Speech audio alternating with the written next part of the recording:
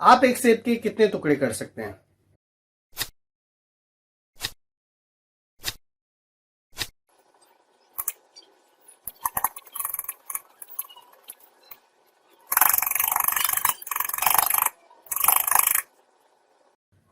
आप एक वायर को कहां तक काट सकते हैं?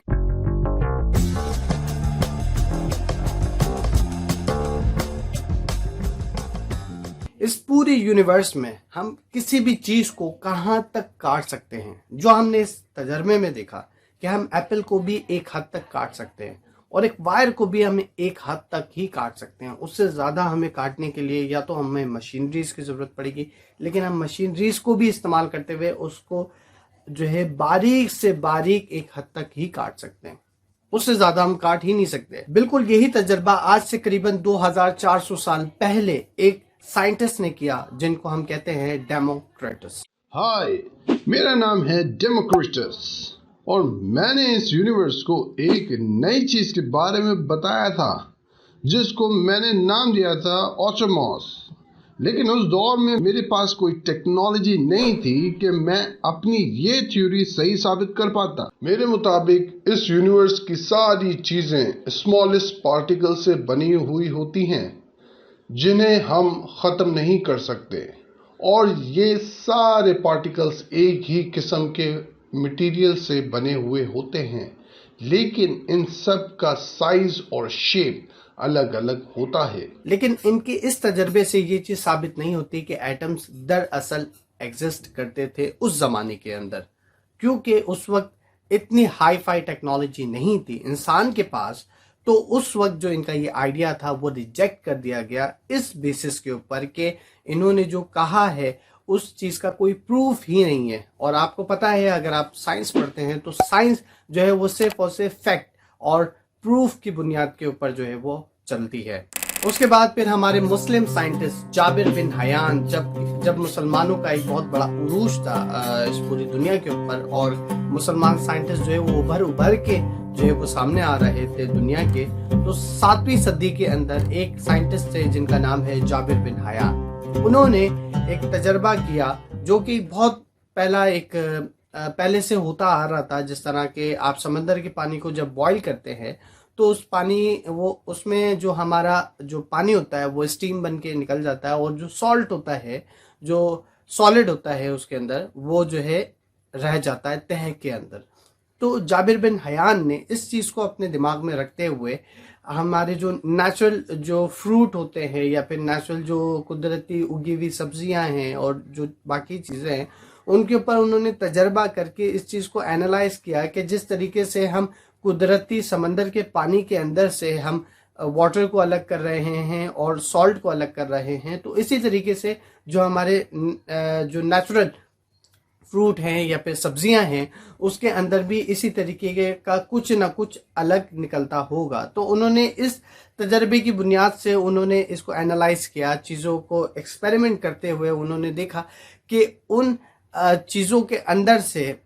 वाकई में हमारे को अलग अलग एलिमेंट्स मिल रहे थे। फिर जाबिर बिन हयान के करीबन 100 साल बाद यानी कि 17वीं सेंचुरी में दो साइंटिफिक कपल जो है वो सामने आए, और उन्होंने अरबिक जो स्टडीज थी उसको आगे कंटिन्यू किया, और उन्होंने देखा कि जब हम किसी भी चीज़ के अंदर से जो हम टुकड़े निकालते हैं या केमिकल्स निकालते हैं या फिर उनके अंदर से जो हम चीज़ें निकालते हैं, उनको उन्होंने मज़ीद स्टडी किया और देखा कि वो जो है बेसिकली ना बन सकते हैं और ना कि वो किसी भी नॉर्मल रिएक्शन से जो है आपस में से जुदा हो सकते हैं। मिसाल के तौर पर आप पानी ले लीजिए। पानी के अंदर 3 एटम्स होते हैं, 2 हाइड्रोजन के और 1 ऑक्सीजन। तो अब क्या होता है कि जब हम पानी का रूम टेम्परेचर चेंज करते हैं, यानी कि उसका जब हम टेम्परेचर बढ़ाते हैं, जब आग देते हैं हम उसको, तो वो अपनी लिक्विड फॉर्म से स्टीम फॉर्म के अंदर कन्वर्ट हो जाता है, लेकिन उसके जो एटम्स होते हैं वो चेंज नहीं होते, वो आपस में से जुदा नहीं होते, वो वहीं के वहीं रहते हैं। अब ये नॉर्मल रिएक्शन था जिसके जरिए क्या हो रहा है कि जो हमारे एलिमेंट्स हैं उनकी शक्ल चेंज हो रही है, लेकिन वो आपस में से जुदा नहीं हो रहे हैं। जो दो कपल साइंटिस्ट थे वो इस नतीजे पे पहुंचे कि ये जो है एक नेचुरल एलिमेंट्स हैं उन्होंने इसका नाम एलिमेंट्स दिया, जो ना बनाए जा सकते हैं और ना कि एक दूसरे से जुदा किए जा सकते हैं किसी भी नॉर्मल रिएक्शन के जरिए। वो इस नतीजे पे पहुंचे तो समझ लें एक खलबली सी मच गई पूरी दुनिया में कि अगर ऐसा है तो इस तरीके से बहुत सारे एलिमेंट्स मौजूद हो सकते हैं पूरी दुनिया के अंदर। तो उसके बाद जो है काफ़ी दुनिया में जो है जब हलचल मची तो करीबन 118 एलिमेंट्स जो है वो सामने आए, जो कि आज हम देखते हैं पीरियोडिक टेबल चार्ट के अंदर, जिसमें हमारे पास बहुत सारे एलिमेंट्स हैं। गोल्ड है, हमारे पास हीलियम है, हाइड्रोजन है, कार्बन है, मतलब सारे एलिमेंट्स आपको मिलेंगे लिक्विड से लेकर सॉलिड तक। तो एलिमेंट क्या होता है, तो आप ऐसे कह सकते हैं कि किसी भी मैटर का जो छोटा पार्ट है वो एक एलिमेंट है।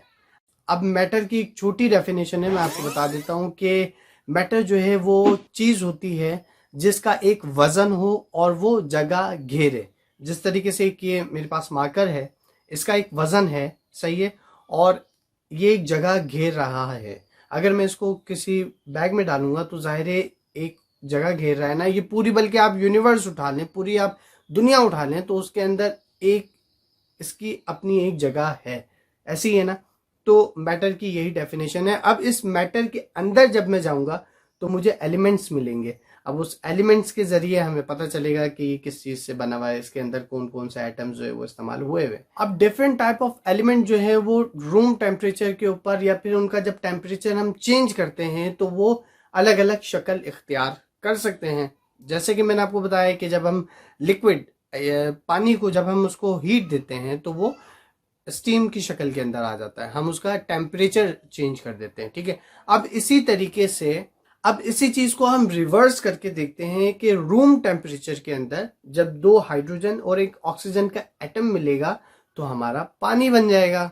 अब इसी तरीके से जब हमारा रूम टेम्परेचर के ऊपर गोल्ड होता है तो वो सॉलिड फॉर्म के अंदर होता है, और जब हम उसको हीट देते हैं रूम टेम्परेचर से, जब हमने उसका टेम्परेचर चेंज किया तो क्या हुआ, उसका फॉर्म बदल गया, उसकी शक्ल बदल गई। अब इसी तरीके से आपने लोहे की कोई भी चीज देखी होगी, उसके ऊपर जंग कैसे लगता है, क्या होता है, ऑक्सीजन क्योंकि हमारी हवा में मौजूद है, और जो आयरन होता है उसको जब हम ऑक्सीजन लगाते हैं, ऑक्सीजन जब उससे लगता है तो क्या होता है, वो जंग खा जाता है, रस्ट वहां पे आ जाता है।